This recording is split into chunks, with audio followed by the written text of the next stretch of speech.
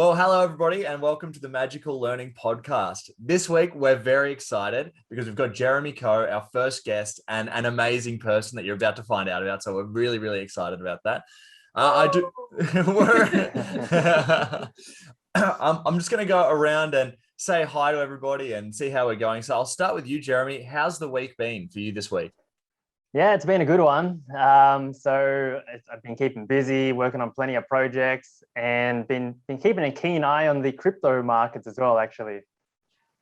Very cool. Very cool. I love it. Plenty of exciting things happening in the crypto and DeFi space. So yeah, spending some time there.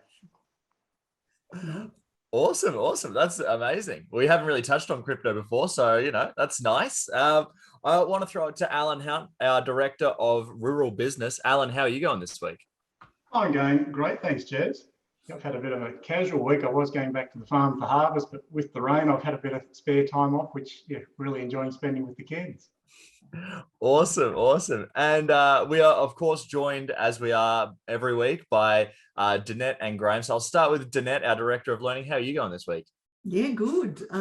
We got home off houseboat on Monday to find a brown snake alive in the house. So we exited the house, and the snake catcher is coming tomorrow. And so we have been traveling. And I also did my first face-to-face workshop in probably a long time. Yeah, at least a year. So that was yesterday in Junee, which was really cool. So yeah, very lucky. So I had a great week. Thank you. That's awesome. And of course, Grahame Gerstenberg, our CEO, how are you going this week? Hey, Jez, yeah, I'm good. Great way to start the week by ending what was a lovely break on a houseboat. Interesting interlude with the said slithery thing in the house. But, fun, good things to come out of that is I've found 3 new ways to get from Wagga to Junee and or back again. That's good. I like it, taking the road less traveled, lots of good stuff there. Fantastic. So thank you, everybody, for that. So this week we are talking about emotional governance for higher performance, which is a great topic, and it was suggested by our guest. So great choice there, Jeremy. I just thought, because people, they know a lot about us and the regulars, but Jeremy, I was wondering if you could give us a little bit of a backstory as to who you are and maybe tell us a little bit about why you chose this topic as well. For sure. Yeah, absolutely. So really grateful to be on this conversation, this podcast with you guys. So looking forward to it. So a little bit about myself. Born and raised here in Sydney. I did accounting and finance. I studied accounting and finance in uni. And then from there, I started my corporate career at KPMG. So I worked at KPMG for a number of years, which was great. I got a lot of experience, got the opportunity to work overseas in India and lead a team over there for a little while as well. And then from there, my career shifted a little bit to Arnott's, Australia's favorite biscuit company. So joined Arnott's, worked through there for a number of years as well, got the opportunity to lead a team in Hong Kong for one of our subsidiaries a few years ago. And that's where things kind of took an interesting turn for me. I'd been involved in all things personal and professional development for a number of years. And it was when I was leading that team over in Hong Kong a couple of years ago where I had that insight that not only was I leading the team there on, professional development things, but also, we were talking about things around mindset and physiology and optimizing performance from that perspective. So that was the insight. I was like, oh, here's an intersection between what I was basically obsessed with and spending all of my time outside of work on anyway, in terms of personal and professional growth, and then also being able to apply that from a career perspective, in a corporate context. And so that's when I kind of discovered this beautiful world of coaching and really dove in from there. So when I came back to Sydney, got more coaches, mentors, really started looking into the space a lot more and just upskilling myself and educating myself. So yeah, that was a number of years ago. From there, that's kind of where it all started. And now what I do is I help entrepreneurs and executives optimize their performance, both here and in the US as well. Amazing. Great. So we've got someone who's a perfect person to talk to us about this topic. And thank you so much for that. It's very exciting. It sounds like there's a lot of broad, different stuff in there. So I'm really excited to get into this with you. My pleasure. And just a little bit about why you asked why emotional governance, because I guess, what I've found is, when there's an outcome that I'm working with people on, there's really one of three key things that is holding them back or slowing them down from being where they want to be, right? And I'm sure a lot of you guys and a lot of listeners can resonate with this as well. Ultimately, number one, it's like not having that level of clarity on where we want to be or who we are. And I like to talk a lot about values, and specifically like identity values. So then it's like, okay, cool. So then if we have clarity, but we're still not moving forward as fast as we'd like to be, what else could it be? And then the second thing is emotional governance, right? It's that ability to govern ourselves and move through these, call them like fears or subconscious limitations that are manifesting as emotional reactivity, like in our bodies. That's like the second thing, which I think is so fundamental. And then the third thing is like, okay, cool. So we've got clarity, we've governed ourselves, why else aren't we moving forward as fast as we want to be? Then that's when it comes to the strategy, the implementation, the planning and execution, and all that sort of thing as well. But if we take a step back, without the governing of self, without the emotional kind of non-reactivity and balance, then we can't really move forward with that level of objectivity and centeredness and poise as we'd love to. Yeah, amazing. I love that. That's also, you've broken it down into those 3 steps. That's really interesting to get into. I might throw this open to the room quickly before we start getting into some of the more some of the questions that I've got here. What are, in terms of emotional governance, have people in the room here, what's some examples of maybe some bad emotional governance you may have seen, just to set the table for things that people may be able to identify with? But I'll throw it open to the room before we get into these other questions. I think are we unmuted? No, for those listening, not getting the visual, Danette and I are looking at one another. Do you want to go first? No, do you want to go first? I haven't got any examples at all of poor emotional governance, except for somebody that I once worked with who had, going back to Jeremy's point about their mindset and a lack of clarity around values, but also zero emotional regulation.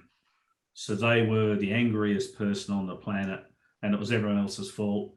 And this person's staff, so they had a team of, I don't know, 5 or 6, refused to come into their office to talk to them because they would just bite their staff members' head off for no particular reason, other than the fact that it just seemed like a fun thing to do. So, really moody.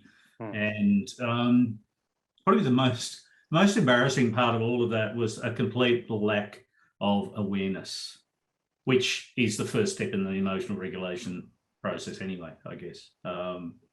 So that was interesting. And for those who don't know me, that was me. That was Grahame Mark 1. True story. Not a nice human being.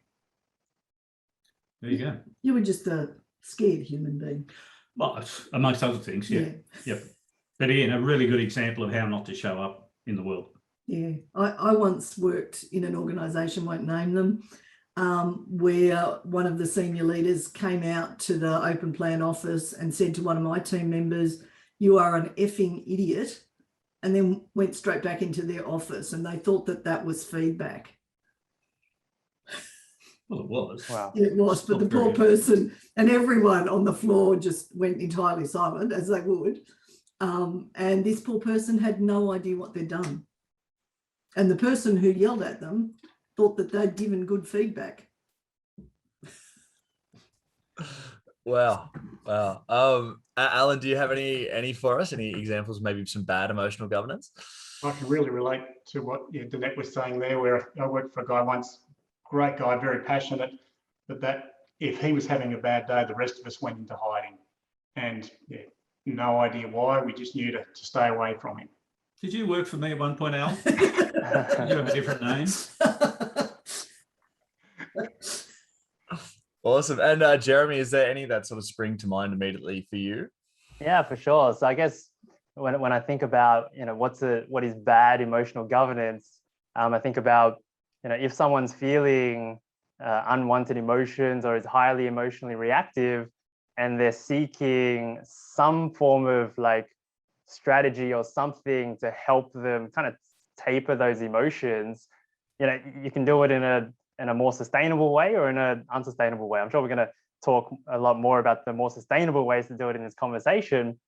But one way to change the way we feel could be to, grab a drink, right? Or have a cigarette, or rely on some form of external substance or external thing in order to change how we feel internally. So I think, when we think about, well, what's a less sustainable and less resourceful way to govern our emotions? Well, it's probably going to be that, something external of ourselves. Wow. Yeah. Awesome. Well, thank you all so much for those answers. Amazing stuff. I think we've got a good cross section of people that maybe we'll all have an idea of people that maybe are struggling with this.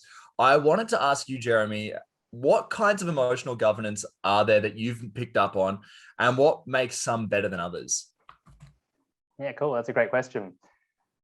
So I guess to kind of clarify what we mean by emotional governance, I think it's important to think about, well, what is bad emotional governance, or what does emotional non-governance look like? And so I think for me, that is when we're completely like overwhelmed with emotion, we're completely reactive, we're feeling, frustrated or angry or something, and we're completely identified with that emotion to the point where we lose like objectivity, right? So we're not able to make effective decisions. And so in terms of, so then how do we then govern our emotions? How do we then, shift out of that state so that we're more poised, we're more centered, we're more balanced, we're able to make effective decisions? The way that I've found is, I guess there's really the two like fundamental ways, which I think complement each other nicely. And the first one is through like physiology, like changing our body, changing our state. And we can do that in a number of ways. We can, change our posture. But one of the easiest and quickest ways is to change our breathing, right? To slow down our breathing, to really breathe into the belly, and, take our sympathetic into the, out of the sympathetic nervous system, the fight or flight, and into the parasympathetic, the rest and digest and the relaxation. So I think there's shifting the physiology, and that's one way to govern our emotions. And then the other way that I like to think about is to change our perception, change our perspective, change the way that we think or relate to a certain situation or person. Right, and let's use the example of, in a corporate environment. Let's say we've got a client or an employee or a boss who's they're really pissing us off. We're really feeling fired up for some reason. And on the one hand, we can shift our physiological state. Let's take some breaths. Let's slow down, and maybe do some box breathing. So that's the physiology. And then from a thinking perspective, from a perception perspective, it's changing the way we relate to this person that's pissing us off. So it's thinking about, well, it's not really them. It's they're triggering something within myself. So like, what is it that's being triggered within myself, and how can I change the way that I'm thinking and relating with this person so that I'm not feeling this way?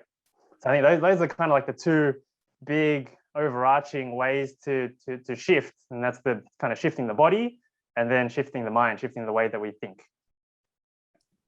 Wow, that's awesome. Yeah, I hadn't even thought of it as a physiological thing that you can just do to just take that second and breathe, just to even start that whole process. That's a great insight. Is there any thing that you've noticed once you do that, you can start to feel better? Is that what's happening there? Yeah, absolutely. So I like to use a bit of a process that I've derived from. There's a guy who's called Shi Heng Yi, I believe, and he's like a Shaolin master. He's got a very popular TED talk, and he's got these steps to self-mastery is what he calls it, and he uses the acronym of RAIN, RAIN. I kind of shifted it a little bit, twisted it, made it my own. I call it BRAIN. I added a B at the start, right? So B is to take that step and breathe. Right. So firstly, just take a breath and breathe. And then from there, we've already started that process of emotional governance. we're feeling a little bit more centered, even just by that sheer act of slowing down our breathing and breathing deep. And then the R is to recognize, right? Have that recognition of of what we're feeling in this moment, because without the recognition, then we can feel very identified and very, oh, I'm very angry, I'm very pissed off, and I don't even recognize that I'm completely overwhelmed right now. So there's breathe, and then there's recognize, and then as Graham mentioned before, A is for awareness, right? So then from this place of relative centeredness, then we can have a more objective view and broaden our awareness on how it is that we're feeling in this moment without judgment.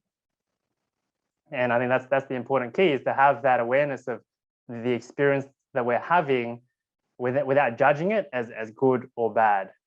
So then we're poised, we're more equanimous, we're balanced. And this is kind of where the thinking and the perception piece comes in. The I is for investigate. So we're feeling emotionally balanced now. Now let's delve in. Let's have a think about, well, kind of like what's prompted this reaction? Like what is happening out there that is driving something in here? And can I go in and explore what that is and maybe change the way that I'm relating to this person or this event or this circumstance? And then lastly, N is for not identify. So this idea of, you are not your thoughts or your emotions, even though at the time we can feel very strongly identified with the I am angry or I am this, I am that. Well, the truth is you're not. Like, you as a person are not angry. You may be experiencing something in your body that you associate with anger, but you as a person are not angry, right? And having that, creating some space between who you are and the emotion. So that's the kind of the process that I love to take people through. So brain, breathe, recognize, kind of allow, have awareness, investigate, and then not identify. Love it. Nice. Love it. So Jeremy, you talked a little bit earlier about box breathing, which I know is a really lovely technique. I'm pretty sure not all of our listeners and viewers will have heard of that. So would you like to take them through that? Because I think that's a really great technique. Yeah, absolutely. Thanks, Danette. And I believe I'm not entirely sure of the origins of it, but I know that it is heavily used like with Navy SEALs and kind of high stress, high pressure environments.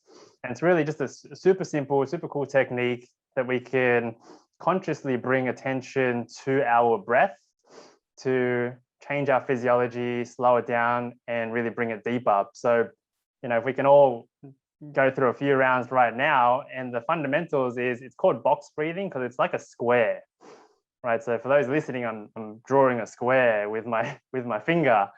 And so it's really across one side, it's breathing in for 4. And then it's holding for 4, so 4 seconds that is. And then exhaling for 4. And then holding for another 4. And then we could just continue around that square of in for 4, hold for 4, out for 4, hold for 4. And then what you'll find is that even just by going around that box or going around that square a couple of times, that you'll feel different. You'll feel more centered, you'll feel more calm. It's a great technique to use, when you're feeling stressed or overwhelmed at work, just to take a moment, go around the box and feel more balanced, and you'll find you're able to elevate your level of focus and concentration moving forward as well. Nice. Thank you for sharing that. No, my pleasure. Can I, because I've got a question about the investigate phase. What are some things you can do there to really delve into what is this that's going on for me? Okay, yeah, that's a great question. And, I definitely take the investigation phase down it can be a pretty long process, right? To delve into, what's the underlying cause, what are the different factors, all this sort of stuff. But as an overarching kind of frame to think about that investigate piece, it's this idea that, you know, when we're feeling emotionally reactive, it's really something that's internally driven, not externally driven. You know, we oftentimes think that it's that person over there or that circumstance over there that is creating why I'm feeling this way. But the truth is that, you know, that person or that circumstance is just doing whatever they're doing. And then it's how we perceive it, which is how we receive it, that's then generating the reaction. And, you know, the analogy that I love is like, you know, when if you're driving through a desert and it's too hot, you know, when we try to change circumstance, it's like we leave the windows down and we crank the aircon all the way up to try and cool the whole, like everything else down, right? When the truth is what we can do is just wind up the windows and then just change our inner environment. And so that's what we're doing with the investigation phase. It's like one of the beautiful questions that I love to ask is, you know, how does this serve you? How does this benefit you? What is this trying to teach you? You know, because I fundamentally believe that, you know, we learn something from everything and everyone. You know, we're continuously attracting people and circumstances into our lives, into our careers, just into our space at just the right time that we need them in order for us to evolve and grow. And so when we're presented with a person or a circumstance that is triggering us, that's an opportunity there. Then the opportunity is to investigate, you know, what is this person trying to tell me? What is this person trying to show me? What is this circumstance revealing to me? And I think one of the most powerful questions is, you know, how is this serving me? How is this benefiting me? And investigating, like what is it that is happening that is something that I don't want, right? There might be a unrealistic expectation or a fantasy or something like that we're putting up on a pedestal, and the person or the circumstance is not quite meeting that. And it could be then tapering that back and getting an objective understanding of, you know, is that a realistic expectation, for example? So that's how I like to think about the investigate piece. Oh, excellent. I love those questions too. Great questions. Cool. Well, I was wondering, Grahame or Alan, did you have any questions for Jeremy? I've got another one here as well, if you're happy just to keep chugging along. But if either of you have a question, throw it out there. Sure. Yeah. Thanks, Grahame. I guess, Jeremy, one thing I've been wondering is, I know in theory that, you know, when we discover our purpose or our why, that inspires us to act. Yet that's something that I guess I haven't been able to find. I was wondering if you had any ideas around, you know, finding what is our purpose. Yeah, absolutely. And that's a great question, Alan. And, you know, I think about purpose in maybe like a bit of a different way to how purpose is normally thought of as, you know, there's this kind of thought that maybe like a purpose is something big, it's something grand that's out there, something outside of myself that I'm going to go out there and find the thing, or one day I'm going to come across my purpose. But the way that I think about purpose is that, well, like first and foremost, the overarching purpose of everyone and everything is to evolve and grow. It's evolution. It's evolution and growth. So then with that in mind, it's like, so what is my individual purpose in the grand scheme of that broader purpose of evolution and growth? How can I, as an individual, most efficiently and effectively evolve and grow for myself?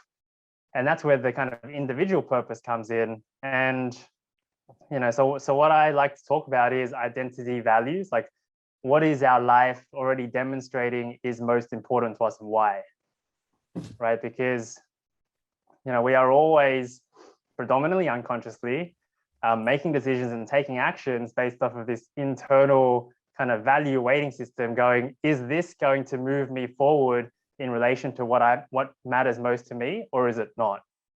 And then we're always going to unconsciously do the thing which we perceive is going to most efficiently and effectively help me fulfill what's most important to me and why. So then the game is to go, okay, cool. So how do I then determine what's most important to me and why? And there's a series of questions that I love to ask, right? Because it's the truth is your life is already demonstrating what's most important to you and why. The game is to just reveal that, to determine that, to look and don't think about it too much. So, there's a whole list of questions in an order that I go through, but fundamentally, a couple of key questions that I love to ask is, we've all got 168 hours in the week. How do you spend your time outside of sleep? Objectively speaking, if I was to follow you around for a whole week, what are the top 3 things that you would be doing? And you're going to be spending time on the things that are valuable to you. And then number 2 is, how do you spend your money? Like, we're going to invest our resources into areas that are most valuable to us. So what are those top 3 areas for you? And number 3 is like energy. We give energy to things that we value, but then we'll also find that those things that are high up on our values hierarchy, they energize us back, right? So it's like, what are those things that not only do you give energy, but you can kind of do them for hours on end and you still feel energized afterwards. And so some other questions are, what are those things that you love to talk about? No one needs to bring this up in a conversation. You're always going to find a way. If people aren't talking about it, you kind of tune out a little bit, but you'll find a way to kind of weave it in there. So like, what do you love to talk about? What do you love to think about? Like, what is occupying time and space in your mind that is actually coming into fruition into the world? What else? Like where are you the most organized? Right? You're going to be more ordered and organized in areas that are high in your values versus areas that are not. And like one of the most key ones is, where do you embrace challenge? So it's like, what are those things that you do, not because they're easy, but because they're hard? Like, there's going to be challenge, it's going to be difficult, there's going to be obstacles, but you do it anyway, right? Because it's through overcoming those obstacles that you experience the most growth and the most evolution. Because, that's the intersection of challenge and support is where we grow the most efficiently and effectively. And so those are just a couple of questions to get the ball rolling in terms of identifying and just looking at our lives and what is most important to us and why. And then you'll find a pattern. And then the top 1, 2, or 3 would be what we could call a purpose. And when we then go, okay, cool. So these are my highest identity values. If I then structure my hours, days, weeks, months, years in alignment with these values, and I'm giving myself permission to fully honor and live into these values, then I will be living on purpose, so to speak. And I will be feeling fulfilled, so to speak, right? Because I'm fulfilling my values and purpose. Thanks so much for that, Jeremy. There's a lot in what you said there. I'll definitely be listening back to the recording. Thank you. Awesome. My pleasure. You got a question? No, actually, I thought one thing that sort of came to mind was the value or the importance of curiosity.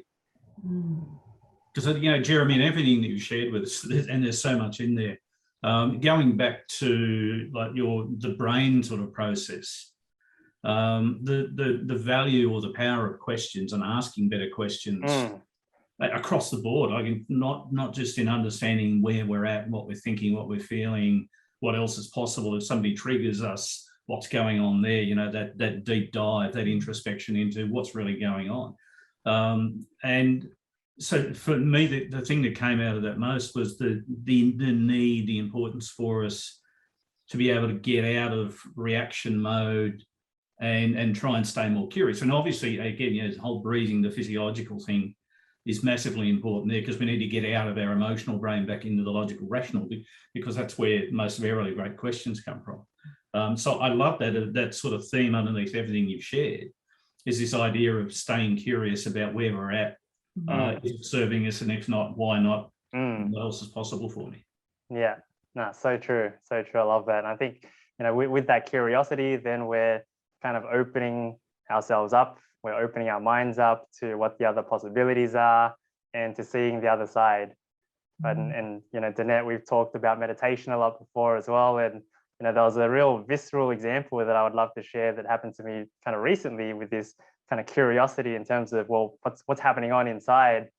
I was doing a virtual meditation course, and it was a virtual Vipassana. And a part of that meditation was to see what's going on inside, like literally do a body scan. And then what I noticed was that I was focusing on my heartbeat, like the sensation of my heart beating. And in that moment, I was hoping that my heart would beat stronger, faster, so that I could feel the sensation more. And I thought, oh, how interesting.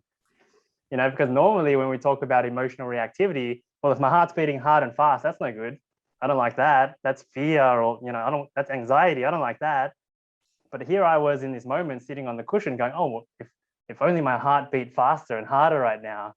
So it was that curiosity in terms of how I'm relating even to something as simple as the beating of my heart, and then changing the way that I was thinking about it and changing the way that I was relating to that, which I found really profound. Nice. Nice.